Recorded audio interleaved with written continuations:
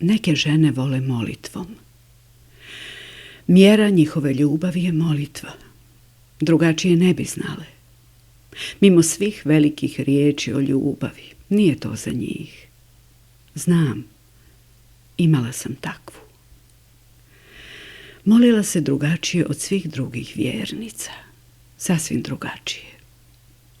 Nisu to bile molitve koje se izgovore naizust po tačno utvrđenom redoslijedu riječi, već one koje se same sroče i nauče ponavljanjem kroz godine.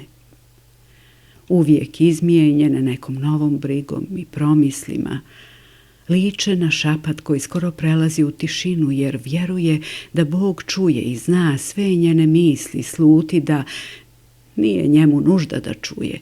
On sve zna prije no se prozbori. Molitve su joj upletene u misli, svaku riječ, pogled, slutnju. Pamtim to po kratkom ćutanju u trenucima kad spominje sve one koje je nekada svijala oko sebe, po onom blagom sklapanju ruku u skute, po čvrsto stisnutim prstima i zalijepljenim dlanovima. To traje sve dok ne promisli ono što je naumila. Brze misli sklapaju joj se u molitvu, neku samo njoj znanu, sročenu bez glasa, u tišini. Molila se sa prvim zrakom sunca što se zorom probije i koji prošara tminu kroz maleni prozor okrenut ka istoku. Tada bi se lagano prekrstila uz zahvalnost što otvara oči, prešla bi šakama po licu kao da se umiva i dok ih je spuštala već su se sastavljale negde uz grudi, tamo gdje zna da pritisne nemir i briga za bližnje. Tu bi se zadržale dok ne spomene sve koji joj briže misli, a nikada ih nije bilo malo. Nije stizala da ode do crkve, da se u miru moli. Molila se usput dok mijesi hleb, pripravlja objed, postavlja trpezu. Nije to činila glasno, da je čuju i vide. Njen hram bio je tu u njoj.